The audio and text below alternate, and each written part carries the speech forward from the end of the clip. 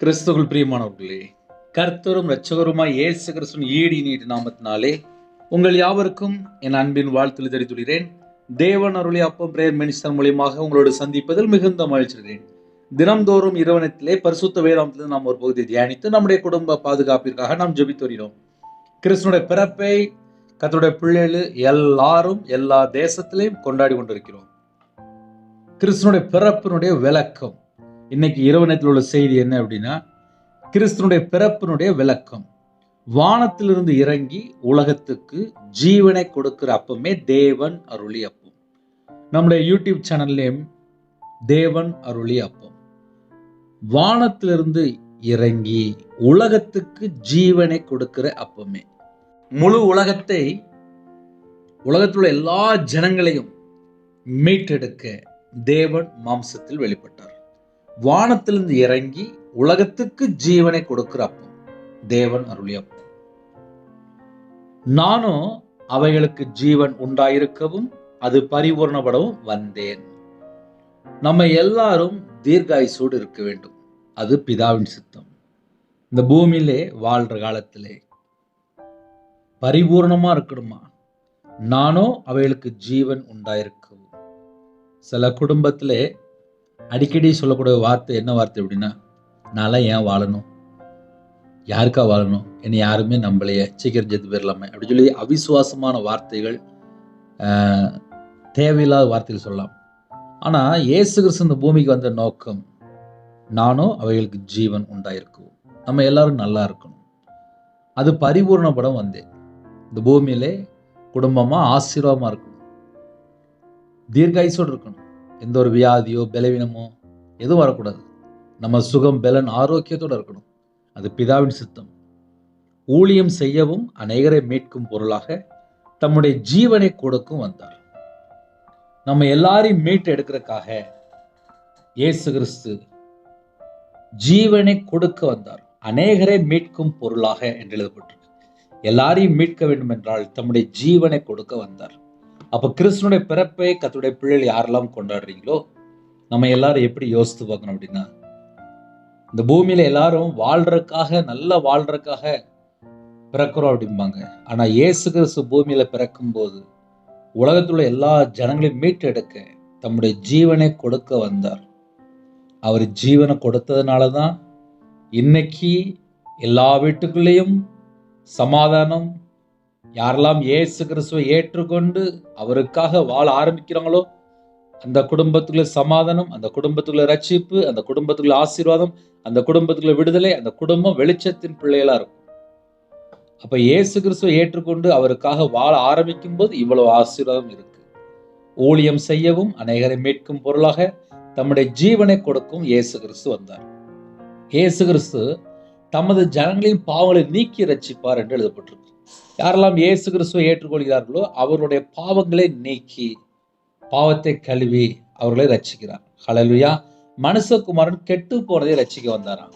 ஒருவேளை என்னுடைய வாழ்க்கையில நான் கெட்டு போயிட்டேன், என்னுடைய ஆத்மா கெட்டு போயிட்டு, சரீரம் கெட்டு போயிட்டு, என்னுடைய அவைகளெல்லாம் சரீரத்துல பலவீனத்தோடு வியாதியோடு படுத்த படுக்கையில இருக்கேன், எனக்கு யாராவது சுகமாக்குவாங்களா அப்படின்னு சொல்லி யாராவது செய்தி யாராவது கேட்டால், இயேசு கிறிஸ்து உங்க இதயத்துக்குள்ள வரும்போது, இயேசுதான் உலக ரட்சகர், என்னுடைய வாழ்க்கையிலே என்னை மீட்டெடுக்க இயேசு கிறிஸ்து பிறந்தார் என்று அவரை விசுவாசிக்கும் போது, நம்ம எந்த பகுதியிலே கர்த்தரை விட்டு தள்ளி போயிருந்தோமோ அந்த பாவத்தை அறிக்கை செய்து விட்டுவிடும் போது நம்ம குணமாக்கப்படுகிறோம், விடுதலையாக்கப்படுகிறோம், ஆசீர்வதிக்கப்படுகிறோம்.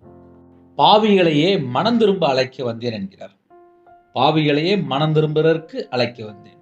இயேசு கிறிஸ்து பூமிக்கு வந்த நோக்கம் என்ன தெரியுமா? எல்லாரும் மனம் திரும்பணுமா, பாவிகளையே மனம் திரும்புறதுக்கு அழைக்க வந்தேன். அப்ப இயேசு கிறிஸ்து பூமிக்கு வந்த நோக்கம் எல்லாரும் மனம் திரும்பணும், பாவிகள் மனம் திரும்பணும். முதல் பாயிண்ட். இதோ உலகத்தின் பாவத்தை சுமந்து தீர்க்கிற தேவ ஆட்டுக்குட்டியா இயேசு கிறிஸ்து வெளிப்பட்டார்.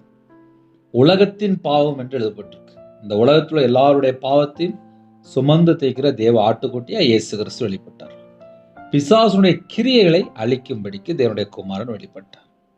அப்ப இயேசு கிறிஸ்து பூமிக்கு வந்த நோக்கம் பிசாசுடைய கிரியைகளை அழிக்கும்படிக்கு தேவனுடைய குமாரன் வெளிப்பட்டார். சில குடும்பத்தில் எனக்கு பிசாசு போராட்டம் இருக்கு, மாந்திரிகம் பண்ணிட்டாங்க அப்படின்னு சொல்லுவாங்க.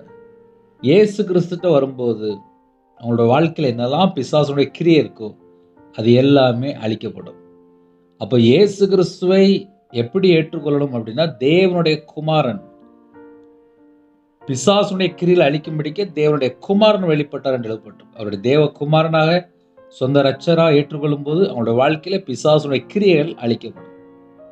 மரணத்துக்கு அதிகாரியாகிய பிசாசானவனை என்று எழுதப்பட்டிருக்கு. பிசாசு யார் அப்படின்னா, மரணத்துக்கு அதிகாரியாகிய பிசாசு. ஒரு மனுஷன் பாவம் செஞ்ச உடனே அவன் மரணத்துக்கு போயிட்டு இருப்பான். பாவத்தின் சம்பளம் மரணம். மரணத்துக்கு அதிகாரி பிசாசு என்று எழுதப்பட்டிருக்கு. அந்த மரணத்துக்கு அதிகாரியாய் பிசாசானவனை தமது மரணத்தினாலே அழிக்கும்படிக்கு இயேசு கிறிஸ்து வெளிப்பட்டார். ஒரு மனுஷன் பாவம் செஞ்ச உடனே இவன் இதுக்கப்புறம் பாவம் செஞ்சுட்டா இவன் மரணத்துக்கு பாத்திரம் சொல்லிட்டே இருப்பான். ஆனா இயேசு கிறிஸ்து ஒரு ஆத்துமாவை மீட்டெடுக்கிறார். யாரெல்லாம் கர்த்தரை விட்டு தள்ளி போயிருக்காங்களோ அந்த குடும்பம் இயேசு கிட்ட மனம் திரும்பி வரும்போது அந்த குடும்பத்தை கர்த்தர் மீட்டெடுக்கிறார். மரணத்துக்கு அதிகாரியாகிய பிசாசானவனை தமது மரணத்தினாலே அழிக்கும்படிக்கு இயேசு கிறிஸ்து வெளிப்பட்டார். பூமியின் மேல் அக்னியை போட வந்தேன் அப்படிங்கிறது அவருடைய வார்த்தை அக்னி. அப்ப நம்ம இருதயத்துக்குள்ள தேவனுடைய வார்த்தை வரும்போது நம்முடைய வாழ்க்கை உயிர்ப்பிக்கப்படுகிறது. தேவன் தம்முடைய ஒரே பேரான குமாரனை விசுவாசிக்கிறவன் எவனோ அவன் கெட்டு போகாமல் நித்திய ஜீவனை அளிக்கும்படிக்கு அவரை தந்தரல் இவ்வளவாக உலகத்தில் அன்பு கொண்டார். யாரெல்லாம் இயேசு கிறிஸ்துவை விசுவாசிக்கிறார்களோ அவன் கெட்டு போகாமல் நித்திய ஜீவனை அடையும்படி. அப்ப இயேசு கிறிஸ்துவ ஒரு மனுஷன் விசுவாசிக்கும் போது அவன் கெட்டு போக கூட நித்திய ஜீவனை பெற்றுக்கொள்ளணும். ஹல்லேலூயா. இருளில நடக்கிற ஜனங்கள் பெரிய வெளிச்சத்தை கண்டார்கள். எத்தனையோ கோடி ஜனங்கள் பாவத்திலே அக்கிரமத்திலே சாபத்திலே வாழ்ந்துட்டு இருக்காங்க. எங்க போய் யாராவது எங்களுக்கு விடுதலை கொடுப்பாங்கன்னு சொல்லி இங்கேயும் அங்கேயும் ஓடிட்டு இருக்காங்க. அதெல்லாம் ஒரு இருள். இருளிலே நடக்கிற ஜனங்கள் பெரிய வெளிச்சத்தை கண்டார்கள். இயேசு கிறிஸ்துவே அந்த பெரிய வெளிச்சத்தை கண்டார்கள். அப்ப கிறிஸ்துவோட பிறப்பு நமக்கு எதை ஞாபகப்படுத்தி காமிக்கிறோம் அப்படின்னா, பெரிய வெளிச்சமாக இந்த உலகத்துல இருக்க எல்லா ஜனங்களையும் மீட்டெடுக்க உலக இரட்சகராக வெளிப்பட்டார். எந்தெந்த தேசத்துக்குள்ள இருள் இருக்கோ அந்த தேசத்துக்குள்ள இயேசு கிறிஸ்து நாமத்தை சொல்லும் போது அந்த தேசத்துல இருள்லாம் மாறிடும். ஹல்லேலூயா. இழந்து போன மகிமையை மீட்டு கொடுக்க வந்தார். ஆதாம் ஏவாள் அந்த பழத்தை சாப்பிடும்போது தேவனுடைய மகிமை இழந்து போயிட்டாங்க. பாவம் செய்யும்போது தேவனுடைய மகிமை இழந்து போயிருந்தாங்க. இழந்து போன மகிமையை மீட்டு கொடுக்க இயேசு கிறிஸ்து வெளிப்பட்டார். என்னுடைய சமாதானத்தை உங்களுக்கு கொடுக்கிறேன் என்றார். அப்ப கிறிஸ்துவோட பிறப்பு நமக்கு எதை கற்றுத்தருது அப்படின்னா, சமாதானம். உங்களுக்கு சமாதானம். என்னுடைய சமாதானத்தை உங்களுக்கு கொடுக்கிறேன். உலகத்துள்ள சந்தோஷம் இல்லை, நமக்கு இயேசு கிறிஸ்து நம்முடைய சொந்த இரத்தத்தினால கழுவி நம்முடைய பாவம், அக்கிரமம், மீறுதல், துன்மார்க்கமான காரியம், தலைமுறை சாபம், என்னென்ன காரியம் இருக்கோ அது எல்லாவற்றையும் நீக்கி சமாதானத்தை கட்டளையிடுகிறார். ஹல்லேலூயா. ஒருவரில் ஒருவர் அன்பாய் இருங்கள். இயேசு கிறிஸ்து புதிய கட்டளையை நமக்கு கொடுத்தார். அந்த கட்டளை என்ன? அன்பு கூறணுமா. அப்ப இயேசு கிறிஸ்து இந்த பூமிக்கு வந்த நோக்கம், யாரும் சண்டை போடக்கூடாது, யாரும் வைராக்கியமா இருக்கக்கூடாது, யாரும் கசப்பா இருக்கக்கூடாது, யாரும் எரிச்சலா இருக்கக்கூடாது. அதெல்லாம் மாம்சத்தினுடைய கிரியைகள். யாரும் பகையோட இருக்கக்கூடாது. மன்னிக்க முடியாத சுபாவம் இருக்கா? தேவன்கிட்ட கேளுங்க, எனக்கு ஒரு மன்னிக்க இருதயத்தை தாங்கன்னு சொல்லி கேளுங்க. ஒரு குடும்பம் ஏன் பிரிஞ்சு போயிருக்கு அப்படின்னா மன்னிக்க முடியல. கிறிஸ்துவோட பிறப்பை கூட சில குடும்பம் கொண்டாடுது, ஆனா புருஷன் பொண்டாட்டிக்குள்ள ஐக்கியம் இல்லை. நான் ஒரு 4 நாள் முன்னாடி ஒரு குடும்பத்தில் பேசிட்டு இருந்தேன். அவங்க எனக்கு என்ன திரும்ப சொன்னாங்க, கோடிக்கணக்கில் சொத்து இருக்கு, ஆனா புருஷன் முன்னாடி பிரிஞ்சு இருக்கிறாங்க, நிம்மதி இல்லை வீட்டில். இதான் ஒரு குடும்பத்தினுடைய காரியம். கிறிஸ்டின் தான், சர்ச்சுக்கு போகிற பிள்ளைகள் தான், பிறந்ததுலேருந்து கிறிஸ்டின் தான், ஆனால் வீட்டுக்குள்ள போய் பார்த்து தெரியுது புருஷன் முன்னாடி பேசாமல் இருக்காங்க. கோடிக்கணக்கில் சொத்து இருக்கு, நிம்மதி மட்டும் இல்லை.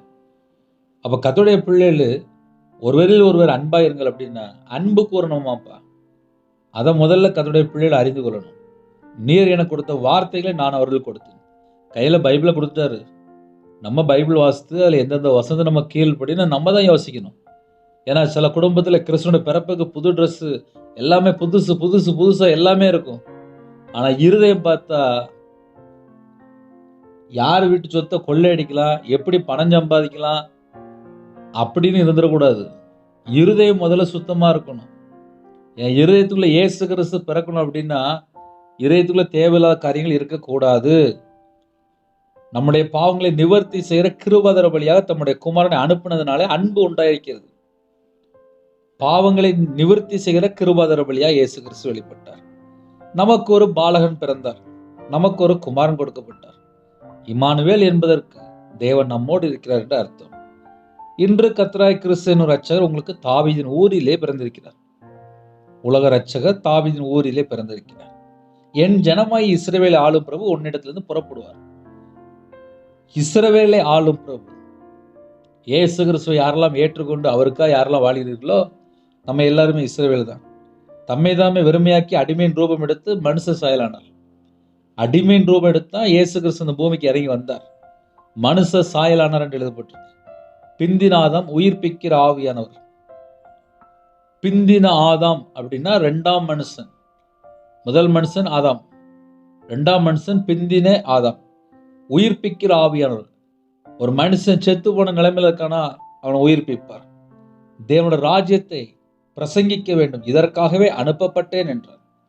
என்னை அனுப்பினுடைய சித்தத்தின்படி செய்யவே நான் வானத்திலிருந்து இறங்கி வந்தேன். நான் பிதாவிடத்திலிருந்து புறப்பட்டு உலகத்திலே வந்தேன். உம்முடைய நாமத்தை வெளிப்படுத்தினேன். நியாயப்பிரமாணத்தையும் தீர்க்க தரிசனங்களை நிறைவேற்ற வந்தேன்.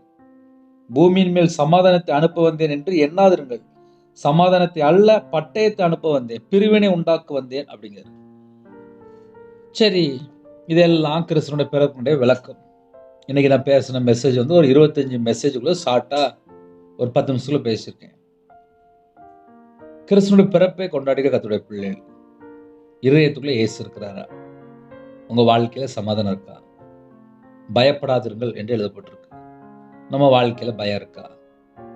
பிசாசுடைய கிரியல் அழிக்கும்படிக்கு தேவனுடைய குமாரன் வெளிப்பட்டார். நம்ம வாழ்க்கையில பிசாசுடைய கிரியல் இருக்கா? இருளில் இருக்க ஜனங்கள் பெரிய வெளிச்சத்தை கண்டார்கள். நம்ம வாழ்க்கையில ஏதான இருளான காரியங்கள் இருக்கா? பாவிகளை மனம் திரும்ப அழைக்க வந்தேன் அப்படிங்கிறாரு. நம்முடைய வாழ்க்கையில ஏதாவது பாவம் தொடருதா? இப்படி நம்ம யோசித்து பார்த்தால் இன்னும் நம்மள்ட்ட எங்கேயாவது மிஸ்டேக் இருக்கா கண்டுபிடிக்க முடியும். ஒரு சின்ன ஜெபம் முடிக்க போறேன். கண்களை மூடி நாம் ஜெபம் செய்வோம். அன்பின் கர்த்தாவே, நன்றியோடு துதிக்கிறோம்ப்பா. இழந்து போனது மீட்டு கொடுக்க அப்பா தேவகுமாரனை வெளிப்பட்டீங்க. உங்களுடைய பாதவில் அர்ப்பணிக்கிறோம். இரவு நேரத்தில் இணைந்திருக்கிற குடும்பங்கள் சந்தோஷமா மனமகிழ்ச்சி ஆசீர்வாதமா இருக்கணும். ஆலயத்து கிளம்பிட்டு இருக்காங்க, எல்லா குடும்பத்தையுமே கர்த்தருடைய கரத்தில் அர்ப்பணிக்கிறோம். ஆலயத்து போக முடியாத சூழ்நிலை அந்த குடும்பத்தையும் உங்களுடைய ஜீவனுக்குள் அர்ப்பணிக்கிறோம். குடும்பங்கள் ரட்சிக்கப்படாமல் இருக்கு, அந்த குடும்பத்தையும் கர்த்தருடைய கரத்தில் அர்ப்பணிக்கிறோம். நைட் ஷிஃப்ட்ல நைட்டு டிரைவிங் லைன்ல இருக்காங்க, கர்த்தருடைய கரத்தில் அர்ப்பணிக்கிறோம். சரீரத்தை பலவீனத்தோடு படுத்த படுக்கையில் இருக்காங்க, கர்த்தர் தொட்டு சுகமாக்கித்தாங்க. தேவன் அருளி அப்பா மினிஸ்டர் மூலமா இணைந்துங்கிற குடும்பங்கள் ஆட்டுக்குட்டியை ஜீவபஸ் எழுதப்படணும். தீட்டு அருவருப்பு பொய்யான காரியம் எதுவாக இருந்தாலும் மன்னித்து உங்க பிள்ளைகளை மறுபடியும் ஆசுரிங்க. உங்க நாம மேம்படுத்தும் குறைகள் குற்றங்கள் எல்லாவற்றையும் மன்னித்து பரிசுத்தப்படுத்தி பிள்ளைகளை ஆசுரிங்க. துதி கன மகிமையெல்லாம் கர்த்தராகிய இயேசு ராஜா ஒருவருக்கே செலுத்தினோம். இரவனத்தில் இன்பமான தூக்கம் தாங்க வரக்கூடிய காரியத்தை வெளிப்படுத்துங்க. இந்த வருஷம் முழுவதும் பாதுகாத்த கிருபைக்காக 1000 மடங்கு உமக்கு நன்றி செலுத்தினோம். உங்க நாம மேம்படுத்தும் இயேசு கிறிஸ்து பிதாவே, ஆமீன். தேவனுக்கு மேம்படுவதாக. கர்த்தர் உங்களையும் உங்கள் குடும்பத்தில் சகல காரியத்தையும் சம்பூர்ணமாக திருப்தியாக ஆசீர்வதிப்பாராக, ஆமீன். கிறிஸ்துவில் பிரியமானவர்களே, 9363064181 நம்பர் உண்டால் நாங்கள் உங்களுக்காக குடும்பத்துக்கு ஜெபிப்போம். God bless you. Thanks for watching. Please subscribe our channel. Click the like and share. Click the bell. God bless you.